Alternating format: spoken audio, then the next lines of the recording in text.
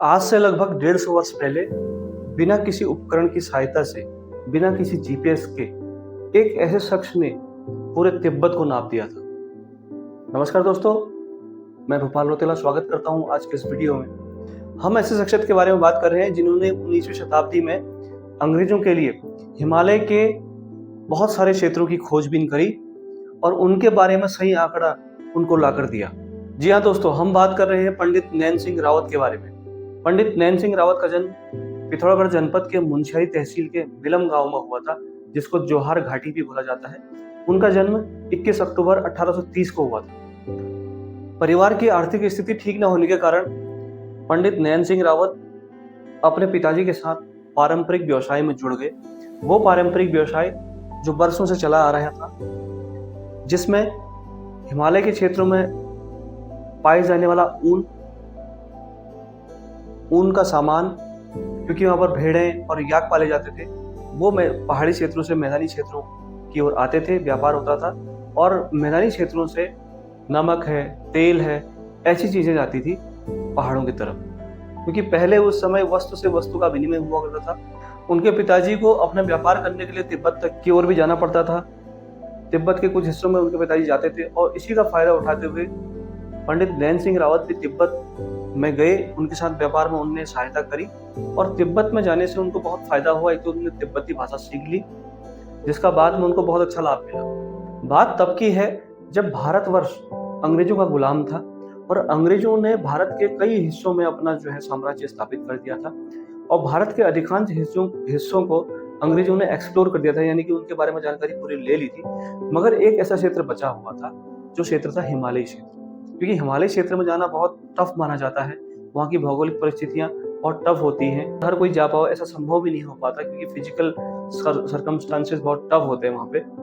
तो उसके लिए उनको ऐसे व्यक्ति की तलाश थी जो उनके लिए, यानी कि अंग्रेजों के लिए, हिमालयी क्षेत्रों की खोज कर सके, हिमालय का नक्शा तैयार कर सके, तिब्बत का नक्शा तैयार कर सके, वहाँ पर पाए जाने वाले संसाधनों के बारे में उनको जानकारी दे सके।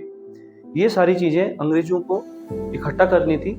अंग्रेजों ने भारतवर्ष में अपना साम्राज्य स्थापित करने के बाद भारत के लगभग अनेक जगहों को उन्होंने एक्सप्लोर कर दिया था, यानी कि उसके बारे में जानने लग गए थे। पर भारत के ऐसे हिस्से थे जो हिमालय हिस्से थे, यानी कि हिमालय से लगे हुए जो क्षेत्र था, उसकी वो सर्वे नहीं कर पाए, क्योंकि वहां पर जाना बड़ा मुश्किल था और वहां परिस्थितियां भी अनुकूल नहीं थी, वहां का वेदर अनुकूल नहीं था। तो उनको ऐसे व्यक्ति की तलाश थी जो उनके लिए इन क्षेत्रों की खोज कर सके, और उसकी वो तलाश लगातार जारी रखे हुए थे, लगातार कोशिश कर रहे थे। उनको साथ में हिमालय के साथ साथ उनको तिब्बत के बारे में जानकारी भी लेनी थी। जो तिब्बत आज चीन समझता है कि हमारा अपना हिस्सा है, चीन उसको मानता है तिब्बत को, उस हिस्से के बारे में भी वो जानना चाहते थे। जो हमारे भारत से लगा हुआ चीन का बॉर्डर है, वो तिब्बत भी उसी के साथ मिला हुआ है, तो उसके बारे में भी अंग्रेज जानना चाहते थे। और ऐसी सर्वे करने के लिए कोई भी अपनी जान जोखिम में डालकर वहां जाने को बिल्कुल तैयार नहीं था, और इसी बात को लेकर अंग्रेजों की तलाश जारी थी। तलाश तब पूरी हुई जब वहां के शिक्षा अधिकारी एडम स्मिथ ने कैप्टन मॉन्टगोमरी की सिफारिश पर 2 व्यक्तियों की तलाश वहां पर की। व्यक्ति का नाम है पंडित नैन सिंह रावत। पंडित नैन सिंह के चचेरे भाई मणि सिंह थे। तो उन दो व्यक्तियों को उन्होंने इस काम के लिए चुना। उस समय उनकी उम्र लगभग 33 वर्ष की थी। मॉन्टगोमरी के कहने पर तत्कालीन शिक्षा अधिकारी एडम स्मिथ ने जोहार घाटी के 2 युवाओं को, जिनकी उम्र उस समय 33 वर्ष थी, उनमें पहले युवा थे पंडित नैन सिंह रावत और दूसरे युवा थे उनके चचेरे भाई मणि सिंह, को इस सर्वे कार्य के लिए मना लिया। हिमालय और तिब्बत की खोज के लिए, वहां के नक्शा तैयार करने के लिए कैप्टन मॉन्टगोमरी ने पंडित नैन सिंह रावत और उनके भाई मणि सिंह को GTS यानी कि ग्रेट ट्रिग्नोमेट्री सर्वे के लिए देहरादून में 2 वर्ष की ट्रेनिंग के लिए वहां पर उनको भेजना। और 2 साल की ट्रेनिंग के बाद पंडित नैन सिंह रावत और उनके भाई मणि सिंह को कैप्टन मॉन्टगोमरी ने उनको कहा कि आप अपने अभियानों का आप निकल जाइए, आपकी अब ट्रेनिंग पूरी हो चुकी है। तो दोनों भाइयों ने अब डिसाइड किया कि हमको अब निकलना चाहिए अभियानों के लिए। अभियानों को पूरा करने के लिए उनका वेतन मानदेय उनका फिक्स किया गया। उनको 20 रुपया मासिक वेतन पर उनको रखा गया। पंडित नैन सिंह रावत ने अपनी अभियान की शुरुआत नेपाल के काठमांडू से लेकर तिब्बत के लहासा तक उन्होंने पैदल यात्रा पूरी करी, और इस यात्रा को उन्होंने अपने पाँव में एक 33.5 इंच की, यानी 33.5 इंच की जो रस्सी है उसको बांध कर उन्होंने यात्रा पूरी की। उस रस्सी को बांधने का मतलब ये था कि वो कितने कदम रख रहे हैं, उस हिसाब से उसकी गणना करके उसकी दूरी वो किलोमीटर्स में या मीटर्स में तय करते थे और उसको अपने पास अपनी डायरी में उसको लिखते रहते थे। जबकि पंडित नैन सिंह के भाई मणि सिंह अभियान को बीच रास्ते में ही छोड़कर वापस चले गए। पंडित नैन सिंह रावत तिब्बत में बौद्ध भिक्षुओं का वेश बनाकर रहते थे और दिन भर वो भिक्षा मांगते थे और रात के समय में किसी ऊंचे स्थान पर जाकर वहां पर तारों की गणना करते थे और गणना के हिसाब से जो भी उनको निष्कर्ष निकलता था उस निष्कर्ष को कविता के माध्यम से याद करने की कोशिश करते थे, क्योंकि अगर लिख के रखते तो पकड़े जाने का डर था, क्योंकि तिब्बत में किसी भी बाहरी आदमी को जाने का बिल्कुल अलाउ नहीं थे। वहां पर किसी विदेशियों को न आने देने के कारण इस लैंड का नाम फॉरबिडन लैंड भी पड़ गया था। पंडित नैन सिंह रावत ने 19वीं शताब्दी में पूरे तिब्बत को पैदल नाप लिया था और तब तक तिब्बत दुनिया से पूरी तरह से कटा हुआ था। किसी को तिब्बत के बारे में पता नहीं था कि तिब्बत है कैसा, वहाँ का मैप कैसा है, वहाँ की भौगोलिक परिस्थितियाँ कैसी हैं, वहाँ क्या क्या संसाधन हैं, किसी को उसके बारे में जानकारी नहीं थी। पंडित नैन सिंह रावत ने ही तिब्बत को जाकर एक्सप्लोर किया और उसका मानचित्रण भी किया, यानी कि मैप बनाया। पंडित नैन सिंह रावत ने ही दुनिया को सबसे पहले बताया कि तिब्बत की समुद्र तल से यानी कि सी लेवल से कितनी ऊंचाई है और वहाँ के अक्षांश और देशांतर लॉन्गिट्यूड और एल्टीट्यूड कितना है। ये सारी चीजें पंडित नैन सिंह रावत ने ही दुनिया को बताई। पंडित नैन सिंह रावत ने ब्रह्मपुत्र के साथ साथ लगभग 800 किलोमीटर की यात्रा उन्होंने पैदल ही तय करी और दुनिया को बताया कि ब्रह्मपुत्र और सांगपो एक ही नदी के नाम है, ये दोनों नदियां एक ही हैं। जबकि इससे पहले माना जाता है कि सांगपो अलग नदी है और ब्रह्मपुत्र अलग नदी है। सतलुज और सिंध नदी के बारे में भी पंडित नैन सिंह रावत ने बताया कि इसका स्रोत कहाँ से है, इसका उद्गम कहाँ से होता है। पंडित नैन सिंह रावत ही एक ऐसे व्यक्ति थे, मैं कहूँगा पहले व्यक्ति थे, जिन्होंने तिब्बत के बारे में, तिब्बत के बहुत से ऐसे अनसुलझे रहस्य, अनसुलझे राज दुनिया के सामने उनने खोल कर रख दिए।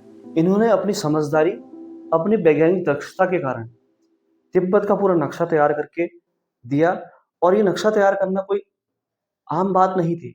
ये काम उन्होंने अपनी जान को जोखिम में डालकर किया, इसके लिए पूरा समाज उनका ऋणी रहेगा। पंडित नैन सिंह रावत जी के बारे में एक चीज कही जाती है कि उनके पास संसाधन तो बहुत साधारण थे, यानी कि कोई उपकरण नहीं था, साधारण उपकरण थे, मगर जो उनका हौसला था वो बहुत ही असाधारण था। पंडित जी ने अपनी खोज पूरी करने के बाद बहुत सारी किताबें भी लिखी, उसमें एक मुख्य किताब रही अक्षांश दर्पण। जो अक्षांश दर्पण किताब है ये सर्वेयरों के लिए किसी ग्रंथ से कम नहीं है। लगभग 16 वर्षों तक पंडित नैन सिंह रावत ने हिमालयी क्षेत्र और उससे लगे हुए तिब्बत की खोज करी। लगभग 16 वर्ष उनने पूरा इसमें रिसर्च करी और उनके सगे संबंधियों का ये मानना था कि 16 वर्ष बहुत लंबा समय होता है। तो उस समय उनके सगे संबंधी मानने लग गए थे कि उनकी कहीं हो सकता है डेथ हो गई हो, या क्योंकि संपर्क का साधन तो था नहीं उस समय। तो 16 वर्ष बाद जब नैन सिंह रावत जी सबके सामने आए तो सब लोग अचंभित रह गए और उन पर गदगद हो गए, स्वागत करने लग गए। और इसी को देखते हुए, उनके इन कार्यों को देखते हुए तत्कालीन अंग्रेज सरकार ने उनको कई पुरस्कार उनको दिए और उनका सम्मान किया, जिनमें पहला सम्मान रॉयल जियोग्राफिकल सोसाइटी ने उनको गोल्ड मेडल देकर सम्मानित किया। उनको गोल्ड मेडल देते हुए तत्कालीन कर्नल यूले ने कहा कि पंडित नैन सिंह रावत जी का जो योगदान है वो पूरे समाज के लिए बहुत बड़ा योगदान है और उनका योगदान सर्वोपरि है। पेरिस के ज्योग्राफिकल सोसाइटी ने उनको एक सोने की घड़ी उपहार स्वरूप भेंट करी उनके इस कार्य के लिए। अंग्रेज सरकार ने उनके कार्यों को देखकर पंडित नैन सिंह रावत जी को अभी के उत्तर प्रदेश के रोहिलखंड, जो अब बरेली जिले में आता है, उसके अंतर्गत 3 गांव उनको दिए। 3 गांव की उनको जागीरदारी दी और साथ में उनको 1000 रुपये, उस समय की 1000 बहुत बड़ी रकम मानी जाती थी, तो इतनी बड़ी रकम से उनको सम्मानित किया। पूर्व IAS अधिकारी SS पांगती बताते हैं कि अंग्रेज तिब्बत को जान पाने में, हिमालय क्षेत्र को जान पाने में बिल्कुल नाकाम हो गए थे और फिर उन्होंने पंडित नैन सिंह रावत की मदद से इन सारे क्षेत्रों को जाना। उनकी यात्रा पर शेखर पाठक और उमा भट्ट ने एक किताब लिखी जिस किताब का नाम है द डेरेक वालेर द पंडित्स।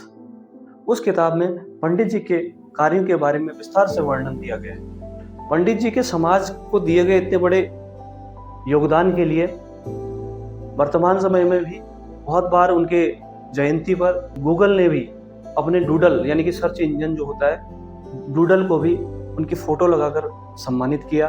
और वर्ष 2004 में भारत सरकार ने पंडित नैन सिंह रावत की याद में एक डाक टिकट भी जारी किया। तो दोस्तों उम्मीद करता हूँ जानकारी आपको अच्छी लगी होगी, और मेरे चैनल पर अगर आप नए हैं तो सब्सक्राइब करें और एक लाइक करें, हमारा मोटिवेशन बढ़ता रहेगा और आगे भी मैं आपको ऐसी जानकारी आपके बीच में लाता रहूँगा। तब तक के लिए नमस्कार, वंदे मातरम।